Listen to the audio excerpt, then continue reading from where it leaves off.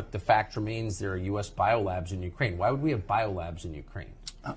We have biolabs in Ukraine because we're developing bioweapons, and and those bioweapons are using all kinds of new synthetic biology and CRISPR technology and genetic engineering techniques that were not available to previous generation, and they can make frightening stuff.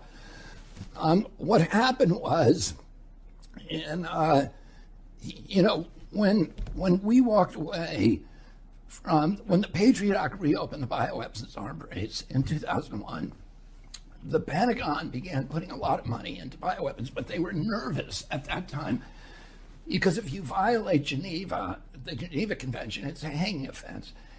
And they weren't sure that provision in the Patriot Act would actually hold up as a loophole to treaties that had been ratified by Congress. So they were nervous about actually going full force into bioweapons development.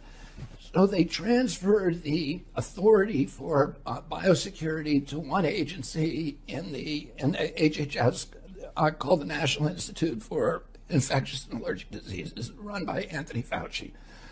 So Anthony Fauci got all the responsibility for bioweapons development. He got at that time a 68% raise from the Pentagon in order to do that work. So, and that's why he was the highest paid official in the American government of 4 million people in the American. But in 2014, 3 bugs escaped from 3 different labs.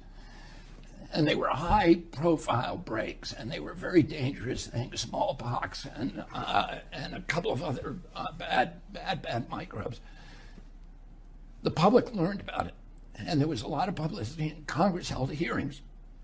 300 scientists wrote President Obama and said, you've got to shut down Anthony Fauci because he's going to create a microbe that will cause a global pandemic.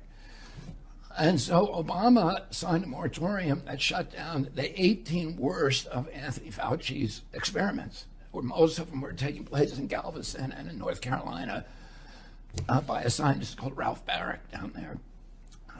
And instead of obeying that law, Anthony Fauci shifted a lot of his operations offshore. And those operations ended up, most of them in the Wuhan lab, which is a military lab, and that the Chinese run, the People's Liberation Army. And then a lot of them went to the Ukraine.